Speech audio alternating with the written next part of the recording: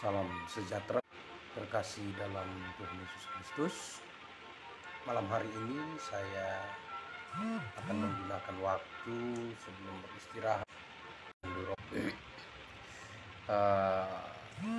beberapa dari perokok ada yang berupaya ingin berhenti dari rokok, bagaimana keterikatan terhadap rokok, dan bagaimana pandangan firman Tuhan atas candu rokok. Sebagai orang Kristen, malam hari ini sebelum kita memulai renungan malam kita, mari kita tundukkan kepala, kita sama-sama menaikkan permohonan doa kepada Tuhan agar bincang-bincang renungan malam ini bisa menjadi satu hal yang membangun iman kita, menerangi hati dan pikiran kita. Mari kita tundukkan kepala, kita berdoa. Bapa, kami mohon pertolongan-Mu, penerangan dari Engkau Tuhan di dalam kami merenungkan firman-Mu. Kiranya Engkau menolong kami sehingga dari renungan firman-Mu tiap-tiap hari kami diisi dengan pengertian firman, sehingga sungguh hidup kami bisa menjadi terang yang bercahaya, memimpin hamba yang menyampaikan kami semua. Dalam nama Tuhan Yesus, Juru Selamat kami yang hidup, kami berdoa, kami bersyukur kepada-Mu Tuhan. Amin. Baik, saudara-saudara yang saya kasihi dalam Tuhan Yesus Kristus, pandangan firman Tuhan atas candu rokok. Alkitab memang tidak menulis secara eksplisit mengenai rokok. Alkitab tidak menulis secara eksplisit mengenai rokok. Hal demikian juga membuat terjadinya satu diskusi. Ada yang mengatakan bahwa rokok bukan masalah bagi kehidupan orang Kristen,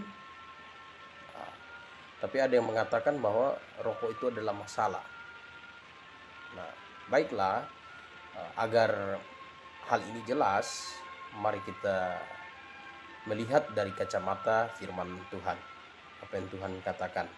Nah, pertama yang kita lihat di sini, rokok itu berbeda dengan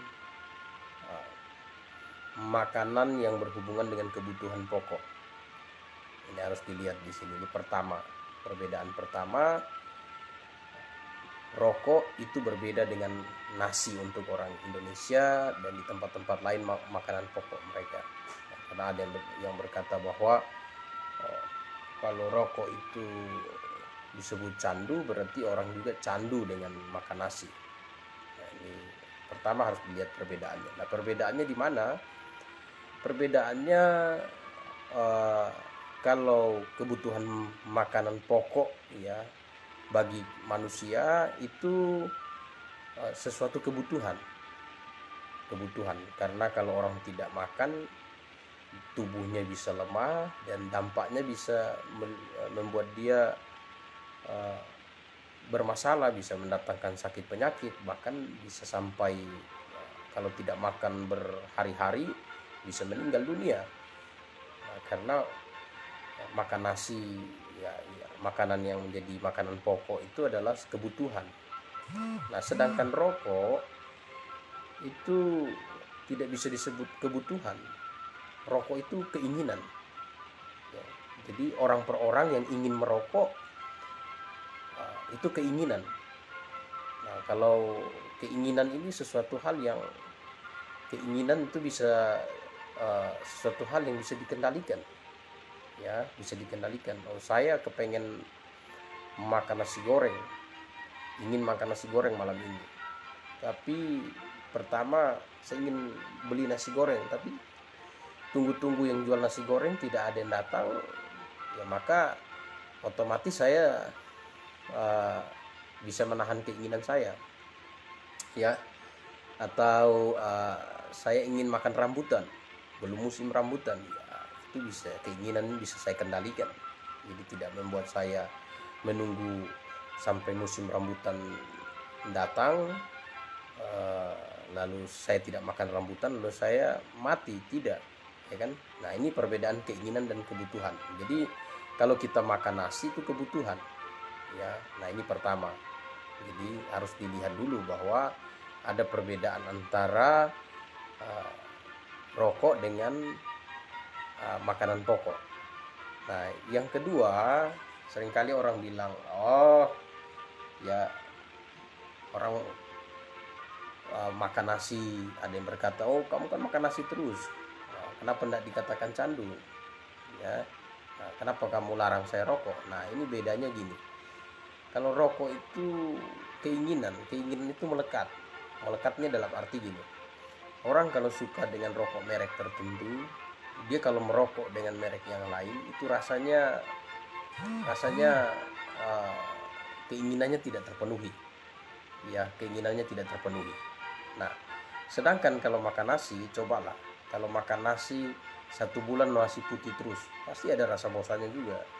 Atau nasi 1 bulan makan nasi lauknya sayur kangkung terus dan ikan asin terus 1 bulan bahkan tahun, maka pasti ada rasa bosannya. Nah, orang yang merokok dengan merek tertentu bertahun-tahun, ya dia rasa nikmat.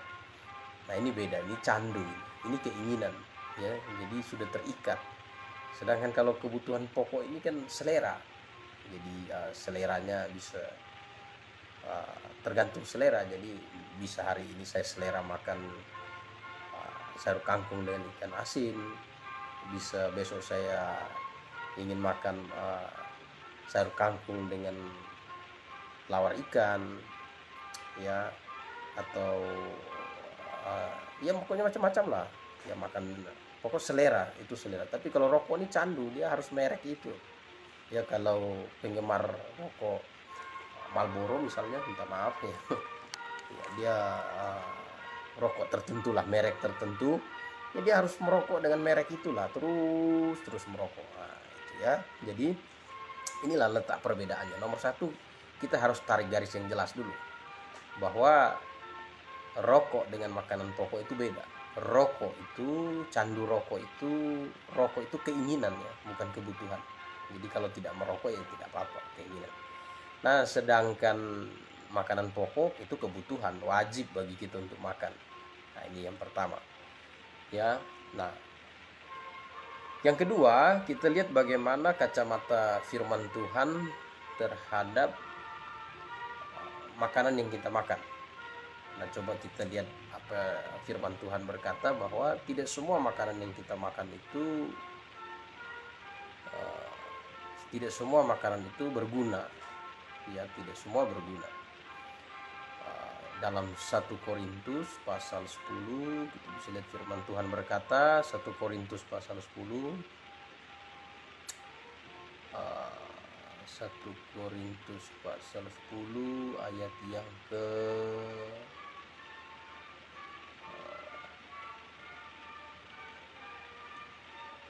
ya, kita bisa lihat, tapi ayat 30, 1 Korintus pasal yang ke-10, ya,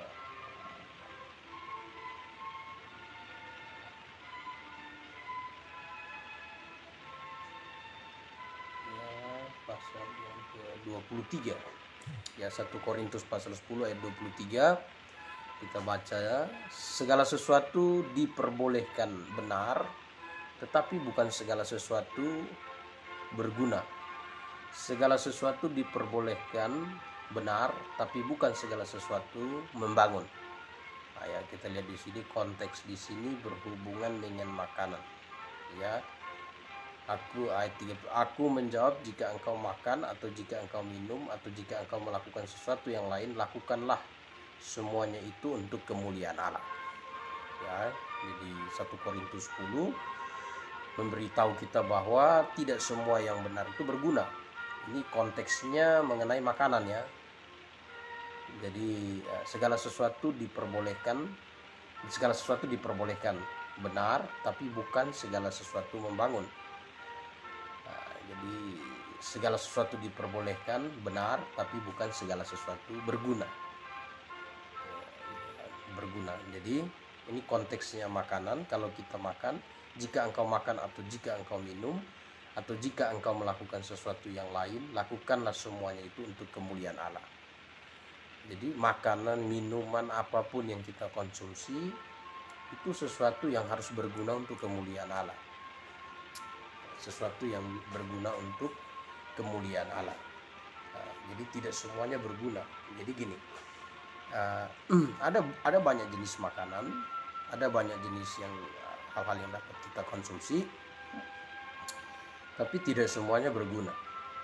Ya, misalnya kita bisa lihat bahwa tembakau misalnya, tembakau itu berguna, dia berguna, tapi kalau sudah disalahgunakan ya bisa merusak, ya bisa merusak. Nah, ya seperti morfin dan segala macam juga, ya kalau digunakan dengan tepat itu juga berguna, tapi kalau disalahgunakan jadi tidak berguna, ya. Nah, misalnya ganja, ya ganja di tempat tertentu tuh daunnya itu biji-biji bisa dijadikan bumbu bahkan, ya, tapi disalahgunakan jadi tidak berguna. Ya, jadi segala sesuatu diperbolehkan, benar, ini subjektif ya, tapi tidak semuanya berguna. Jadi mengenai makanan juga tidak semuanya berguna. Jadi ada makanan yang kita konsumsi atau ada sesuatu yang kita konsumsi yang memuliakan Tuhan. Ya, aku menjawab, jika engkau makan atau jika engkau minum atau jika engkau melakukan sesuatu yang lain, lakukanlah semuanya itu untuk kemuliaan Tuhan. Ya, untuk kemuliaan Tuhan. Nah, ini yang pertama tadi kita sudah belajar, kita lihat bahwa kita harus tarik garis perbedaan bahwa antara rokok dengan makanan pokok kita itu perbedaannya. Kalau rokok itu keinginan, sedangkan makanan pokok itu kebutuhan. Nah, kalau keinginan itu bisa, ya kalau tidak didapat tidak ada problem sebenarnya, hanya tidak terpuaskan. Tapi kalau kebutuhan pokok, kalau tidak dikonsumsi dalam jangka waktu tertentu bisa merugikan ya orang tersebut dan bisa mati. Nah, jadi ini di 1 Korintus segala sesuatu diperbolehkan benar, tapi bukan segala sesuatu berguna. Segala sesuatu diperbolehkan benar, tapi bukan segala sesuatu membangun. Nah, apakah dengan merokok bisa membangun diri kita? Ya, apakah dengan merokok bisa membawa kemuliaan bagi Allah? Nah, ini harus kita koreksi lebih jauh. Ya, kita koreksi lebih jauh. Nah, kemudian kita lihat yang berikut, bahwa jangan sampai orang diperhamba oleh makanan. Ya, diperhamba ya oleh sesuatu keinginan. Ya kalau makanan ya memang kita bekerja keras, cari berupaya segala macam ya untuk supaya kita bisa dapat makanan, kita bisa ini, yaitu karena kebutuhan. Sedangkan kalau keinginan ini jangan sampai kita diperhamba oleh keinginan kita. Tidak boleh, ya, keinginan yang tidak memuliakan Allah tidak boleh kita diperhamba. Nah, Rasul Paulus katakan itu dalam 1 Korintus, firman Tuhan berkata 1 Korintus pasal 6 ayat yang ke-12, segala sesuatu halal bagiku, tapi bukan semuanya berguna.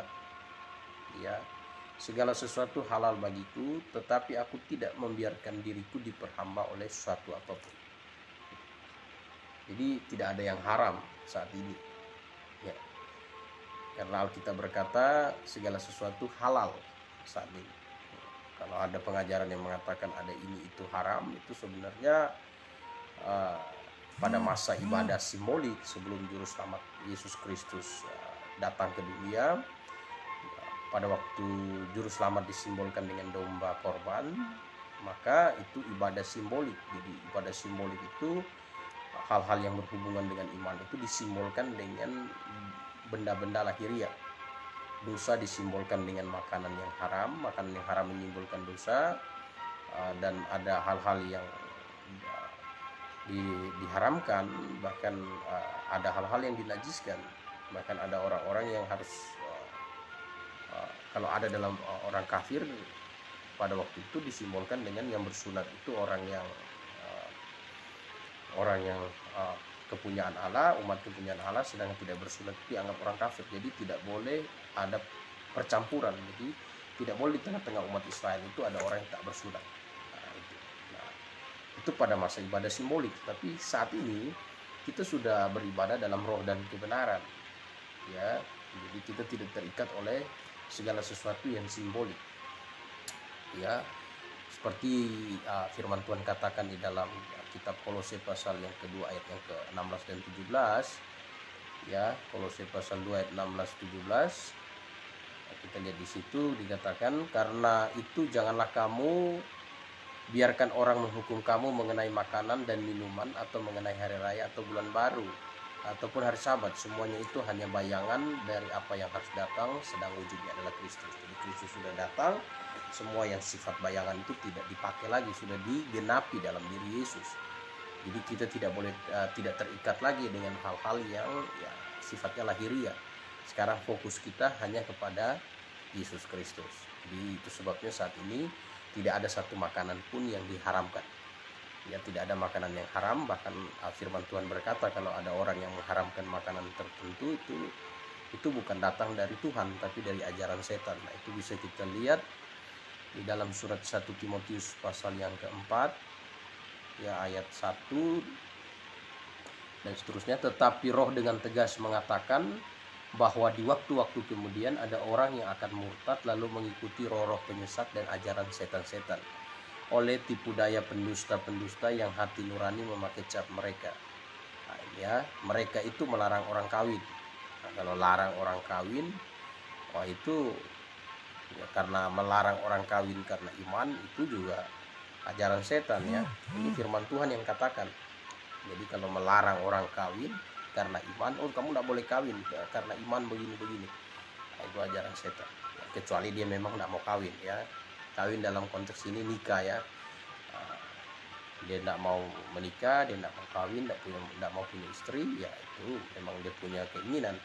Tapi kalau melarang orang atau mengatakan orang, kamu ini kawin ini dosa, itu kalau kamu kawin ini dosa, itu sudah bukan ajaran Tuhan, tapi ajaran setan, dan juga itu oleh tipu daya pendusta manusia. Ya, melarang orang makan makanan yang diciptakan Allah, supaya dengan pengucapan syukur dimakan oleh orang yang percaya dan yang telah mengenal kebenaran. Karena semua yang diciptakan Allah itu baik, dan sesuatu pun tidak ada yang haram jika diterima dengan ucapan syukur. Ya, diterima dengan ucapan syukur, sebab semuanya itu dikuduskan oleh firman Allah dan oleh doa. Jadi tidak ada yang haram hari ini, ya. Makanya Rasul Paulus bilang di Korintus tadi, sudah kita baca pasal 6 ayat yang ke-12, firman Tuhan berkata, firman Tuhan memberitahu kita, segala sesuatu halal bagiku. Jadi halal. Mengapa? Saat ini kita tidak hidup lagi di masa ibadah simbolik, tapi kita sudah hidup di masa ibadah dalam roh dan kebenaran.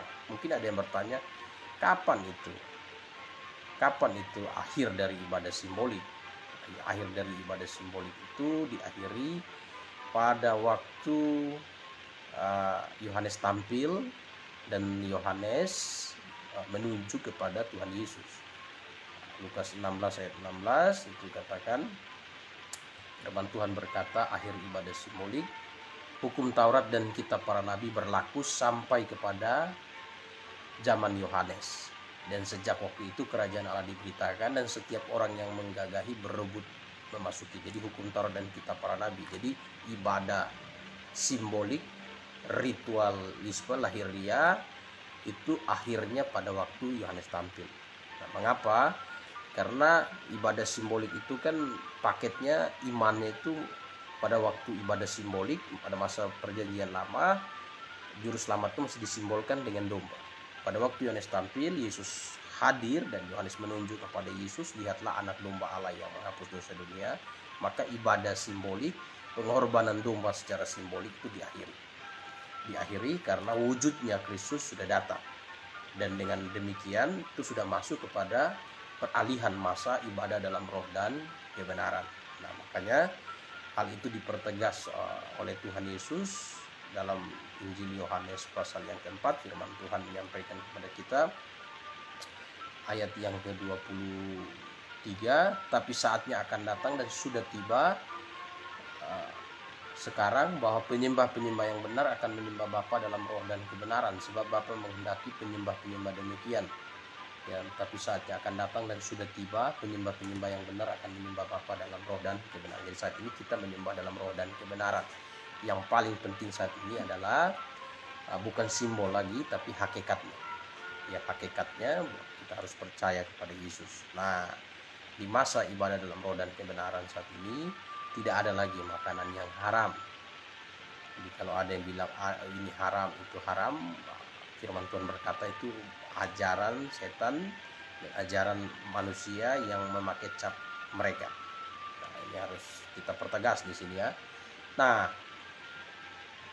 walaupun tidak ada yang haram hari ini, tapi tidak boleh orang diperhamba oleh makanan. Ya, diperhamba.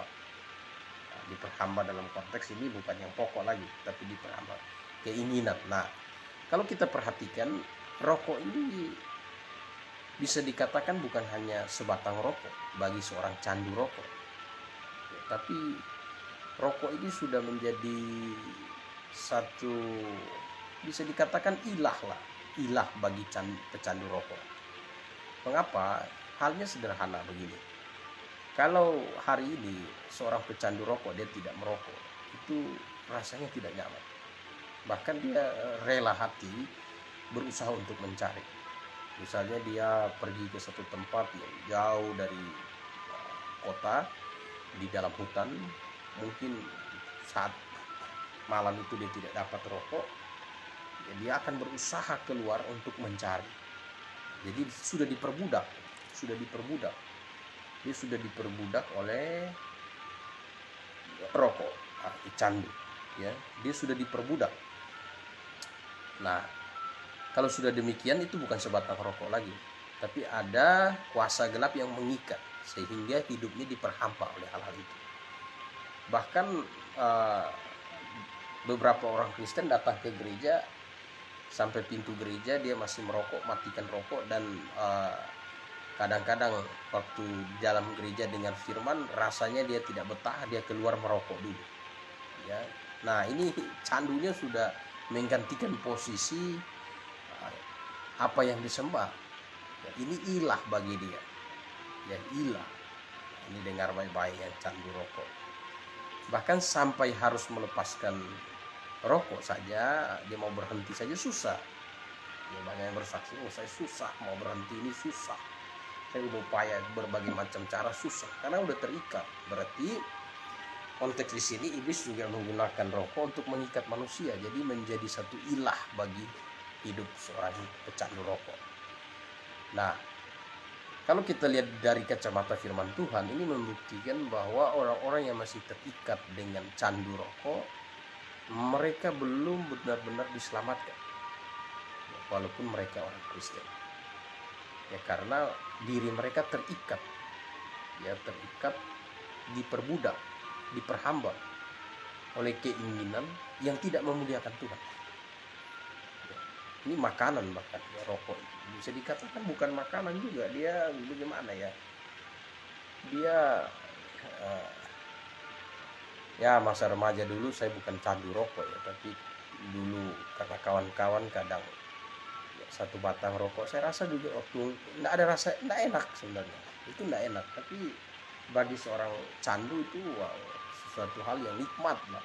Ya, bahkan ada yang bilang, waduh kalau sore-sore segelas kopi, pisang goreng dan juga sebatang rokok, wah nikmatnya luar biasa. Sebenarnya bukan pisang goreng dan kopi fokusnya, rokoknya ya fokus. Ya, jadi ini yang mau saya sampaikan, bahwa firman Tuhan berkata bahwa kalau sampai diperbudak atau diperhamba oleh sesuatu, itu berarti sesuatu yang tidak memuliakan Tuhan. Itu berarti saudara belum diselamatkan. Ya, kalau kita lihat di Korintus tadi, firman Tuhan katakan ayat 12, segala sesuatu halal bagiku, tetapi bukan semuanya berguna. Ya, bukan semuanya berguna. Segala sesuatu halal bagiku, tapi aku tidak membiarkan diriku diperhamba oleh suatu apapun. Jadi segala sesuatu itu halal bagiku, tapi bukan semuanya berguna. Yang halal itu tidak semua berguna. Yang berguna itu yang membawa kemuliaan bagi Tuhan. Seperti yang dikatakan dalam firman Tuhan 1 Korintus pasal 10 ayat yang ke 1 Korintus 10 ayat yang ke 30, kalau aku mengucap syukur atas apa yang aku turut memakannya, mengapa aku berkata jahat tentang aku karena makanan? Ya, atasnya aku mengucap syukur. Ya, ayat 31, aku menjawab, jika engkau makan atau jika engkau minum atau jika engkau melakukan sesuatu yang lain, lakukanlah semuanya itu untuk kemuliaan Tuhan. Nah, rokok sama sekali tidak membawa kemuliaan Tuhan. Ya, tidak membawa kemuliaan Tuhan. Bahkan rokok itu merugikan sebenarnya, merugikan. Banyak istri-istri mengeluh, ya, karena kebanyakan perokok ini laki-laki. Saya asing lihat perempuan merokok, bagi saya asing. Tapi memang ada perempuan yang merokok juga. Ya, kebanyakan laki-laki merokok, suami-suami. Istri-istri mengeluh, waduh, uang sayur ini terpotong. Kadang-kadang ada yang bilang, oh coba dihitunglah berapa sehari berapa batang rokok, dihitung dengan dirupiahkan. Nah, itu bisa, bahkan ada yang sampai buat perbandingan bahwa sebatang kalau satu hari merokok sekian, kalau uangnya ditabung dalam tempo sekian, hasilnya sudah sekian. Ya. Nah, namun banyak yang sadar itu, banyak yang tahu itu, tapi untuk lepas dari itu susah karena sudah terikat. Ya, ada keterikatan di situ. Nah, Rasul Paulus memberikan satu penerangan, memberikan firman Tuhan berkata bahwa segala sesuatu halal bagiku, tapi tidak semuanya berguna. Jadi yang halal itu tidak berguna. Nah, yang berguna itu apa? Yang berguna itu yang membawa kemuliaan, untuk membawa kemuliaan bagi Allah. Ya, seperti yang dikatakan firman Tuhan dalam 1 Korintus pasal 10 ayat yang ke-31. Aku menjawab, jika engkau makan atau jika engkau minum atau jika engkau melakukan sesuatu yang lain, lakukanlah semuanya itu untuk kemuliaan Allah. Nah, ya, untuk kemuliaan Allah. Jadi tadi kita sudah lihat, pertama kita harus bedakan bahwa rokok dan makanan pokok kita itu berbeda. Kalau makanan itu kebutuhan, kalau rokok itu keinginan. Nah, itu satu. Yang kedua, kita lihat bahwa memang kita sekarang hidup dalam masa ibadah dalam roh dan kebenaran. Tadi saya sudah jelaskan bahwa tidak ada makanan yang diharamkan, tidak ada sesuatu hal-hal lahiriah yang diharamkan. Semua halal, tapi tidak semua berguna. Yang berguna itu yang membawa kemuliaan bagi Tuhan. Nah, rokok ini tidak membawa kemuliaan bagi Tuhan. Ya, tidak membawa kemuliaan bagi Tuhan, bahkan merusak. Ya, merusak. Hal yang paling kasar itu yang tadi saya gambarkan, merusak. Orang yang sudah pergi ke gereja tujuannya untuk mendengarkan firman, tapi karena candunya begitu berat, dia keluar merokok dulu. Saya bukan mengada-ngada ini, tapi memang di masa lalu saya juga saksikan yang begitu. Jadi keluar merokok dulu. Mungkin dia dengar khotbah pendetanya, gembalanya khotbah, pendetanya khotbah, mungkin khotbahnya karena baca seperti baca dari atas mimbar. Dia mengantuk sehingga dia keluar untuk merokok dulu, merusak. Ya, merusak. Nah, itu. Ya. Nah, apa dasarnya? Apa dasarnya kalau saya katakan bahwa rokok itu tidak membawa kemuliaan bagi Tuhan? Tentu dasarnya firman Tuhan. Dasarnya firman Tuhan, pertama dari sisi ilmu kedokteran sudah membuktikan bahwa rokok itu merusak anggota tubuh. Merusak anggota tubuh, Dan merokok itu bukan mendatangkan sesuatu yang baik bagi hidup manusia. Rugi secara materi dan juga rugi secara kesehatan. Ya, jadi banyak ruginya sebenarnya merokok itu. Tapi bagi yang candu susah untuk lepas. Banyak orang yang tahu. Ya, bahkan saya pernah lihat di rumah sakit itu diberikan satu gambar satu spanduk kecil, lalu digambarkan bagaimana plus minusnya merokok. Ya, lebih banyak minusnya. Bahkan mau sampai digambarkan bahwa satu batang rokok itu memotong usia hidup orang sekian menit. Sekian menit. Saking ekstrimnya mau menggambarkan, mau mendorong orang untuk berhenti merokok. Tapi susah karena candu. Ya, candu. Nah, makanya di dalam sebatang rokok itu bukan hanya sebatang rokok, sebenarnya ada kekuatan, ya, kuasa kegelapan yang mengikat sehingga orang mau lepas dari situ itu susah. Nah, ini, ya, rokok itu tidak membawa kemuliaan bagi Tuhan. Kita sudah lihat dari sisi medis, ya, itu sudah jelas itu merusak. Ya, bahkan merusak. Nah, Alkitab berkata bahwa di dalam firman Tuhan berkata dalam 1 Korintus pasal 3 ayat yang ke 1 Korintus pasal 3 ayat yang ke-16, tidak tahukah kamu bahwa kamu adalah bait Allah dan roh Allah diam di dalam kamu? Kita adalah bait Allah dan roh Allah diam dalam kamu. Nah, jika ada orang yang membinasakan bait Allah, maka Allah akan membinasakan dia, sebab bait Allah adalah kudus dan bait Allah itu ialah kamu. Nah, kalau kita katakan tadi seperti bait Allah merusak tubuh kita, lalu kita merokok, Alkitab sudah kasih gambaran bagaimana rokok bisa merusak hidup kita, merusak bait Allah. Ya, kita merusak bait Allah. Nah, kalau orang percaya Yesus lalu candu dengan rokok, sebenarnya ini orang ini belum benar-benar lahir baru. Ya, karena dia masih diikat oleh keinginannya.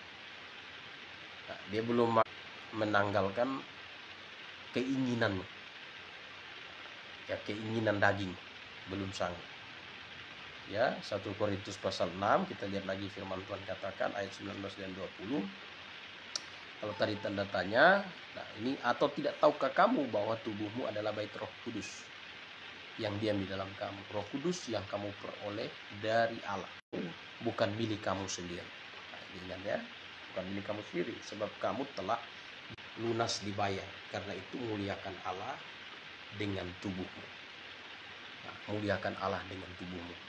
Roma 12 ayat 1 katakan dalam firman Tuhan, persembahkanlah tubuhmu sebagai persembahan yang sejati, ya, persembahan yang kudus, itu adalah ibadahmu yang sejati. Nah, jadi kita lihat bahwa dari sisi medis sudah dibuktikan bahwa rokok itu tidak mendatangkan kebaikan bagi kehidupan. Orang yang dibuang begitu saja, kemudian secara lahiriah tubuhnya dirusak, ya, dirusak.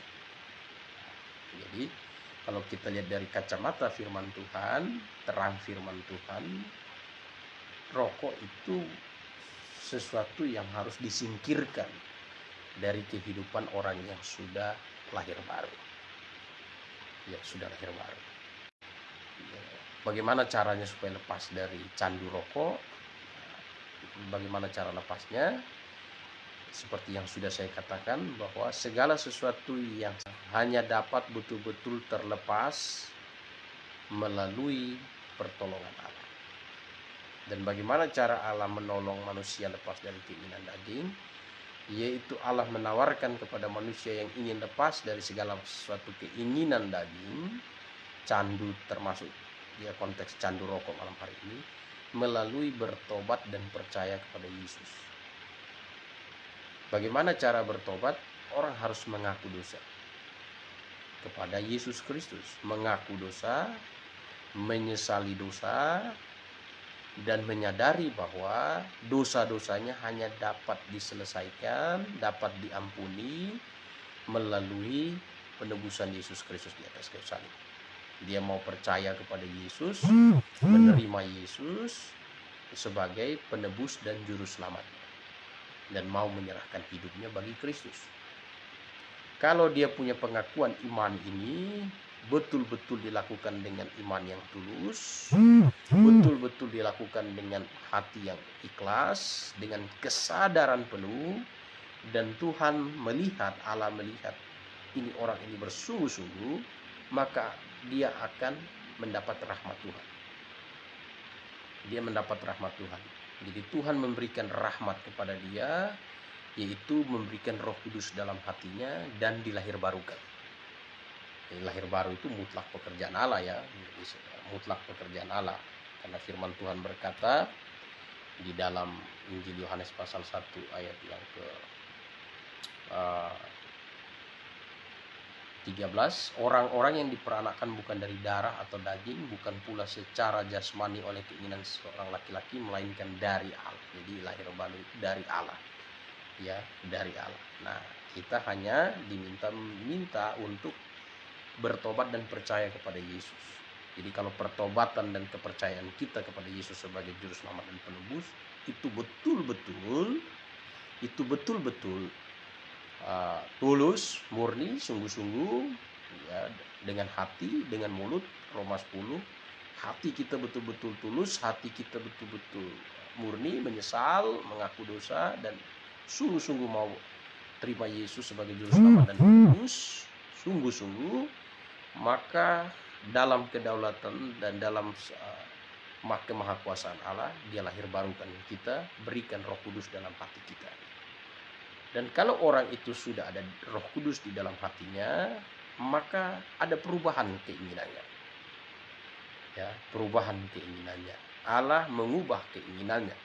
Dalam Filipi pasal 2 ayat 13, ya, dikatakan di situ, karena Allah yang mengerjakan di dalam kamu baik kemauan maupun pekerjaan menurut kerelaannya. Jadi karena Allah yang mengerjakan di dalam kamu baik kemauan. Jadi kemauan tadi, ya, keinginan daging, kemauan yang diikat oleh candu rokok, itu kalau betul-betul dia sudah ada Roh Kudus, sudah lahir baru, itu dengan sendirinya akan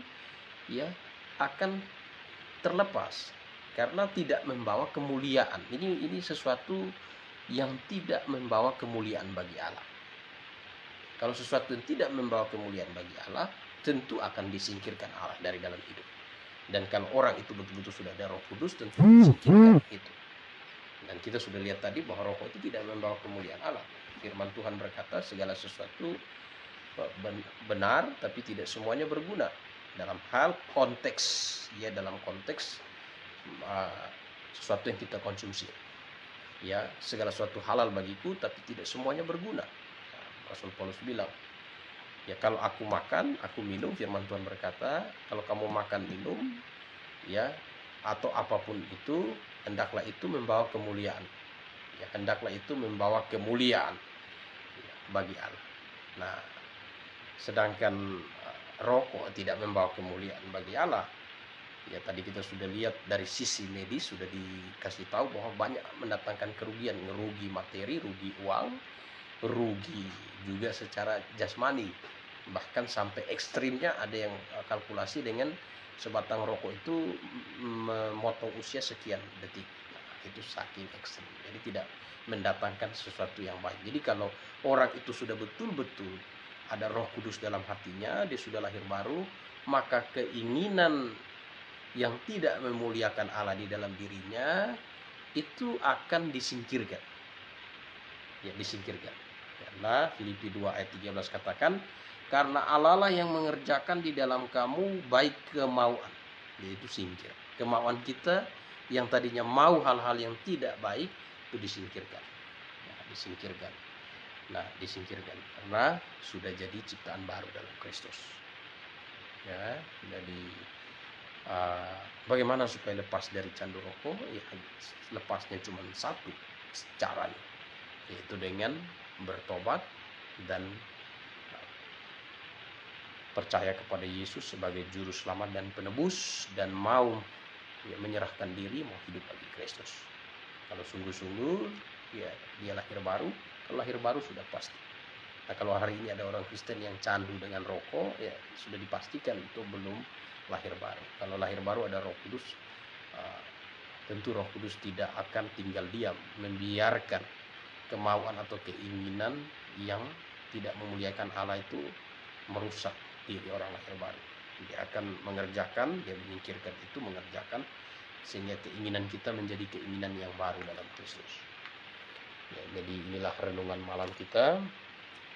Semoga renungan ini berguna bagi kita, bagi semua yang mendengarkan, terutama bagi para candu rokok, sehingga lewat firman Tuhan hidup kita dimurnikan, kita dapat berhenti dari segala sesuatu yang tidak memuliakan Tuhan, ya, tidak memuliakan Tuhan, yang merusak bait Allah, kita dapat tinggalkan dengan pertolongan Allah.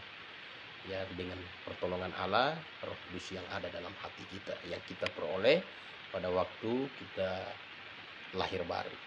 Ya, pada waktu lahir baru, pintu untuk lahir baru itu harus bertobat dan percaya kepada Yesus sebagai Tuhan dan Juru Selamat. Ya, jadi terima kasih atas partisipasi saudara yang sudah menyaksikan siaran malam hari ini. Saya harap kalau berguna, mari bagikan kepada saudara-saudara kita yang lain. Dan juga yang paling penting ialah kita sendiri harus betul-betul memahami akan hal ini. Baik, saya akan akhiri firman Tuhan malam hari ini dengan doa. Mari kita tundukkan kepala, kita berdoa. Bapa di sorga, kami mengucap syukur kasih yang besar kami alami dalam hidup kami lewat karya Roh Kudus. Dan lewat firman-Mu hidup kami terus diterangi, sehingga hari lepas hari kami berdoa agar hidup kami bisa menjadi hidup yang membawa terang bagi dunia ini. Biarlah lewat firman Tuhan malam hari ini menyadarkan kami, terutama para candu rokok, agar sungguh-sungguh menyadari bahwa rokok tidak membawa kemuliaan bagi Allah, dan mereka yang bergumul untuk berhenti, Roh Kudus menolong sehingga mereka bisa berhenti melalui pertobatan dan iman mereka kepada Tuhan Yesus sebagai Tuhan dan Juru Selamat. Tuhan, Engkau menolong mereka, menuntun bagi yang betul-betul ingin menerima anugerah-Mu Tuhan. Malam hari ini kami akan beristirahat. Tuhan, Engkau menolong kami, biarlah di tiap keadaan kami menggunakan media saat ini, media sosial, untuk hal-hal yang membawa kemuliaan bagi nama-Mu. Terima kasih Tuhan. Ini doa harapan kami di dalam nama Tuhan Yesus Juru Selamat kami yang hidup. Kami berdoa bersyukur padamu Tuhan. Amin. Baik, selamat malam, selamat beristirahat. Tuhan Yesus menyertai kita semua.